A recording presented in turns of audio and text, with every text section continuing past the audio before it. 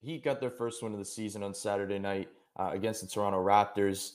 Things look better on both sides of the floor in general. Defensively, with rotations, they were a little bit more intentional. Offensively, things were flowing a lot better with movement. They put up 71 points in the first half. Toronto ended up storming back a little bit, but ultimately they pulled out a win. And the offense, I feel like, is more of the conversation right now because we've talked about this roster and kind of leaning offense. But there's a difference in terms of when they move in general and then when they're intentional with their actions. Number one, there's two forms of movement, and that's what I'm going to showcase right here to start. There's ball movement, which is the obvious one, and number two, there's body movement. There's the cutting, screening. We didn't see either one of those in the first two games, and that was the kind of the surprising factor, I'd say, from early in the season. But the first play right here, speaking of ball movement in general, you're going to see them facing a 2-3 zone. Jimmy does a good job getting to the middle of the floor. That's what you're going to want to do. Get a paint touch, try to get to the middle of the floor to kind of shrink, I guess, the zone and try to collapse it a little bit. Now it's a kick out, it's a swing, it's a swing. Now it's reversing back the other way, swing, swing. Tyler ends up getting a three, and that's a good shot right there in terms of just process in general. Like, that's a kind of a shot you'd want. But this play isn't over because Dedmon ends up getting an offensive rebound. Now it's a Tyler kick out. He has a lot of space right there in that three-point line. I'd say probably in his past, that's another catch and shoot three right there, trying to bounce back. But Tyler Hero's rim pressure has been huge for this squad. Even in all three of these games, even though they lost two of them, his rim pressure has been a really bright spot. And it changes a lot for this offense. It changes a lot for the starting lineup. But just seeing right here, get it off the catch. He's going to drive, take the contact, a light kind of good touch around the rim off that contact. Like, if you're working that type of stuff in, along with the ball movement I mentioned, and then you're cutting like that, that's what makes this Heat offense have a little bit more firepower, I guess, from start to finish. The second element, as I said before, was kind of their actions and kind of the creativity with some of the stuff they were running. As you're going to see right here, this is more of a curl screen you're going to see from Tyler. We talk about Bam and Tyler's pick and roll, how effective it is because there's just so many options. Does Tyler want to get into his pull-up? Is he going to take it to these rim attempts that I just talked about? Bam has a lob threat. Bam has a pocket pass threat. Like, there's so many options here. But when you're shrinking the floor in this way and having less room to operate with, sometimes it's a little bit better because they can have just quicker decisions to make on the move. Right here, like I said, a quick curl screen, gets downhill, trying to force a little bit of a 2-on-1. They're basically going to blitz him at the elbow, which is something he's going to see a lot of. And even Siakam on the weak side's kind of shedding over a little bit, just trying to get him off of his game.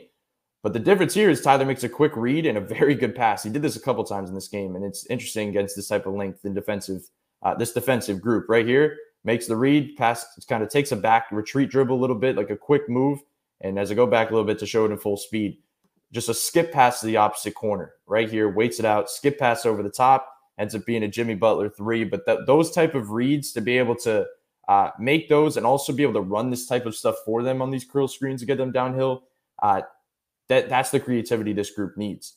And speaking of the curl screen, or late in this game, I'm going to fast forward a little bit to the end of this game. It's a close game. They kind of need a bucket right here off the inbound. 2.5 minutes to go.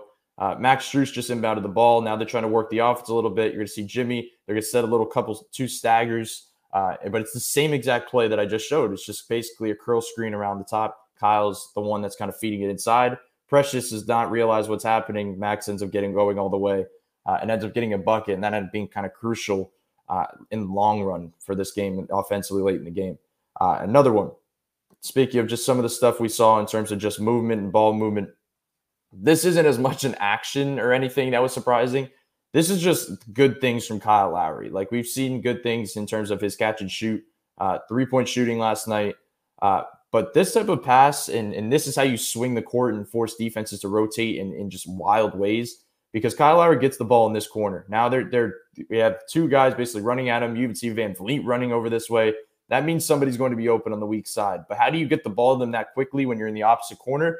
Well, Kyle Lowry finds a way. Like right here, over the top skip pass to the opposite corner, and Max Strus ends up hitting a three. And if you go back, and I've talked a lot about hammer screens in the past, Bam almost sets like an unintentional hammer screen that, like, at the low box.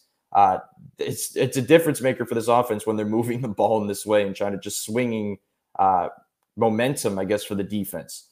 Now I'm going to get into some other stuff real quickly. And it's more about, when I talk about creativity offensively, the stuff Miami was running and kind of realizing against this Raptors defense on the fly and kind of just spamming it. Like if they know something's going to work, specifically a lot of time it's the hero band pick and roll. Why not just continually spam it until it's stopped? And that's kind of the process here. You're going to see on this first play, it's a Kyle Lowry Bam pick and roll. Bam ends up getting in kind of on the 2-on-1 right here, which is kind of what you want. He ends up feeding Max Strus, which is a good look. It's exactly what you want. But you can see the difference here. I'm going to go back and just look at Bam on the roll. And there's two guys on this side, on his right side of the floor, on that strong side. So there's an ultimate help. He has four guys basically around him, and he can still make the read, and they still got a good shot of it. But how do you maximize this type of play? Well, and on the very next play, Miami kind of figured that out and said, we're going to run basically Spain pick and roll, which is right here. Kyle Lowry's dribbling. It's going to look like a normal pick and roll with Bam screening. But Gabe Vincent's sneaking up, and he's going to set the down screen or the back screen for Bam on the screener defender.